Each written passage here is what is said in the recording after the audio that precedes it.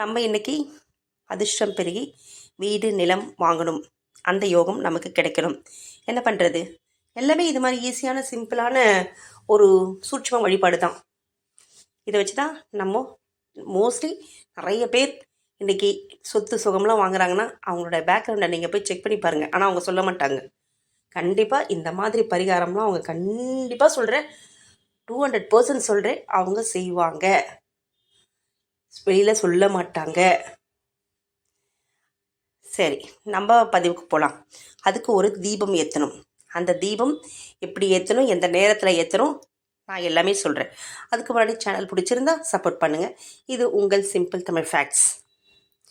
மனிதனின் வாழ்க்கை முன்னேற்ற பாதையில் செல்வதற்கு அவனுக்கு பணம் வேணும், நகை வேணும், சொத்து வேணும். இது இருந்தால் தான் அவனுடைய தலைமுறை இன்பமாக வாழ முடியும். இன்றைய காலகட்டத்தில் என்ன நடக்குது? ஒரு மனுஷனுக்கு நல்ல வேலை கிடைக்குது இல்லையா? அவன் வருகின்ற வருமானத்தில் குடும்பம் நடத்தி வருவதே பெரிய விஷயம். அப்படி இருக்கும்போது உண்மையிலே சொல்கிறேன், அது சாதனை தான். அந்த வருமானத்தில் பணம் ஈட்டி சொத்து எப்படி வாங்க முடியும்? நல்ல யோசனை பண்ணி பாருங்கள். கண்டிப்பாக அது கனவு தான். அந்த சொத்து வாங்கணும் அப்படின்னு நம்ம நினைக்கிறது காணல் நீர், ஒரு கனவு மாதிரி தான் நமக்கு இன்றைய வரை இருக்குது.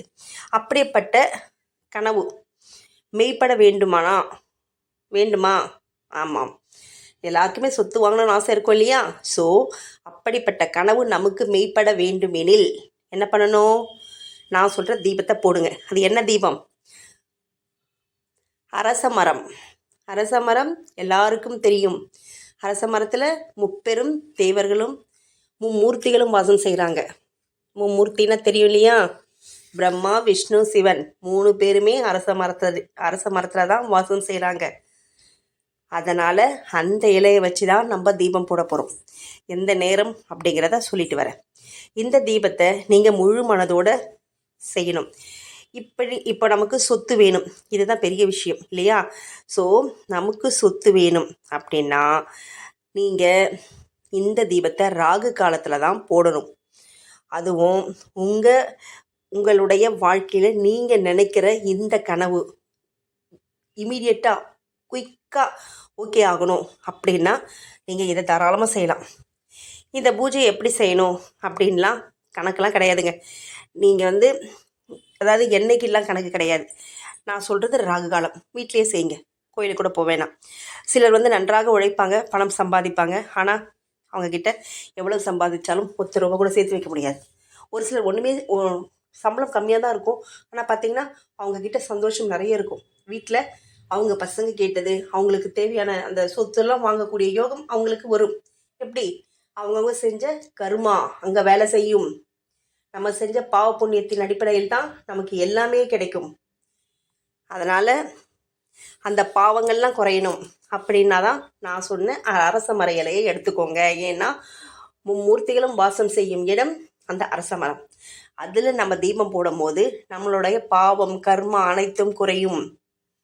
அப்போது குறைஞ்சிதானே நமக்கு என்ன வரும்? அதிர்ஷ்டம் வரும். அதிர்ஷ்டம் வந்தால் நம்ம நினச்ச கனவு கண்டிப்பாக நனவாகும். இப்போது என்ன பண்ணுறீங்க? ராகு காலத்தில் போடணும்னு சொல்லிட்டேன். எப்படி பண்ணுறது?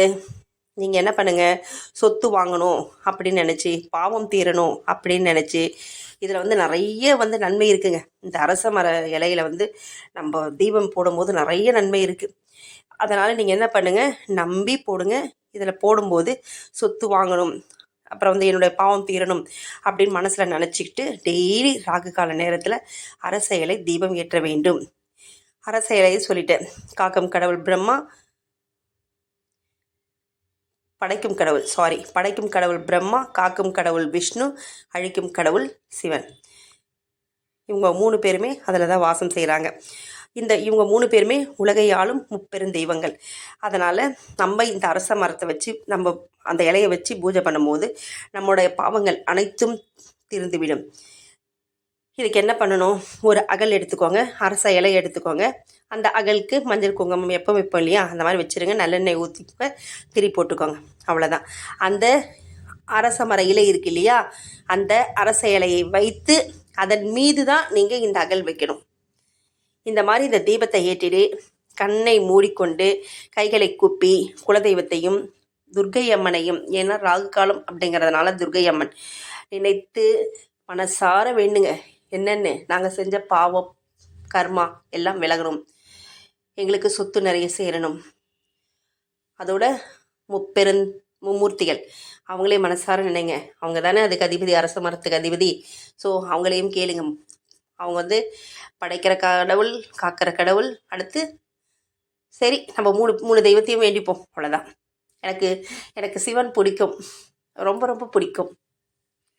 அதனால் மனசார வேண்டிக்கோங்க. வேண்டிட்டு நீங்கள் என்ன பண்ணுங்கள், இந்த தீபத்தை டெய்லி ராகு கால நேரத்தில் ஏற்றிட்டு வாங்க. இந்த மாதிரி ஏற்றும் போது உங்களுக்கு உங்களுடைய பாவக்கணக்கு குறையும், புண்ணிய கணக்கு ஏறும், நல்ல அதிர்ஷ்டம் பெருகும். அதுக்கப்புறம் இது எத்தனை நாட்கள் செய்யணும் அப்படின்லாம் கேட்காதீங்க. தொடர்ந்து நீங்கள் செஞ்சுட்டு வாங்களேன். இது என்ன ஒரு இலை வைக்க போகிறீங்க, ஆனால் என்னென்ன டெய்லி நீங்கள் அரச இலையை பறிச்சுட்டு வாங்க, அவ்வளோதான். வந்துட்டு அந்த அகல் தீபத்தை டெய்லி ஏற்ற போகிறீங்க.